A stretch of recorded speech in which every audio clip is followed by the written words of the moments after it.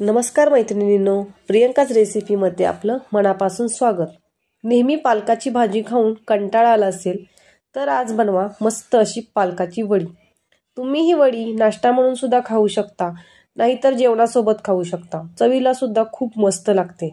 जशी आपण कोथिंबीर वडी बनवतो तशीच आपण आज पालक वडी बनवणार आहोत। चला तर मग रेसिपीला सुरुवात करूया। यासाठी मी एक जोडी पालक स्वच्छ धुवून पाणी नितळायला ठेवलेला आहे। पालकाचा पाणी नितळायला ठेवल्यामुळे पीठ मळताना जास्त पाणी लागत नाही। पालकाचे पाणी नितळेपर्यंत मसाला बारीक करून घेऊया। त्यासाठी एका मिक्सरच्या भांड्यात 7 ते 8 हिरव्या मिरच्या घेतलेल्या आहेत।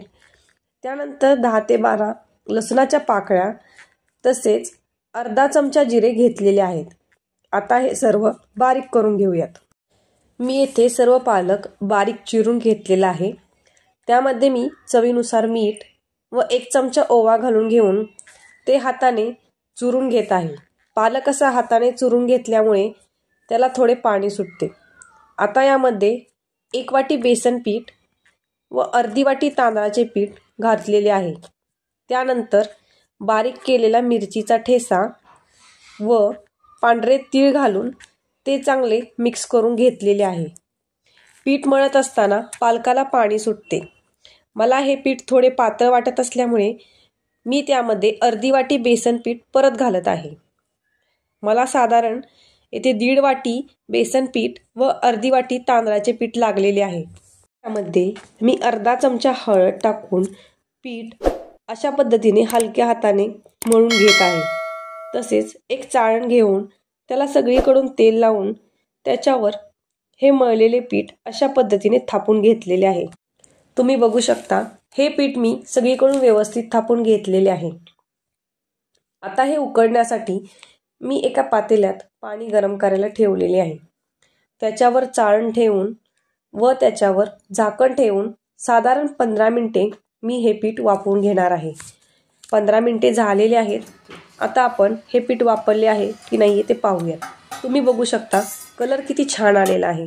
तसेच हे पीठ हाताला अजिबात चिटकत नाहीये। यावरूनच समजते येथे पीठ छान वाफवले गेलेले आहे। हे थंड होईपर्यंत आपण तेल गरम करण्यासाठी ठेवलेले आहे। आता त्याच्या वड्या कापून घेऊयात। त्यासाठी मी सगळीकडून चाकूच्या साहाय्याने त्याच्या कड्या मोकळ्या करून घेत आहे। तुम्ही तुमच्या आवडीनुसार कोणत्याही आकारात वड्या कट करू शकता। मी इथे कापण्यासारख्या कट करून घेतलेल्या आहेत।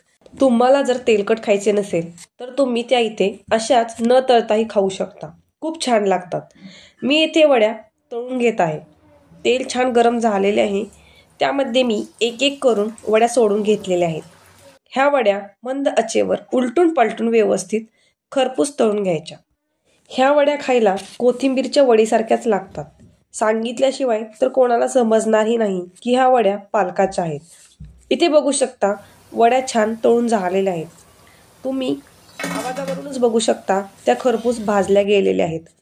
टोमॅटो सॉस सोबत तुम्ही त्या सर्व करू शकता। बघा किती छान दिसतायत।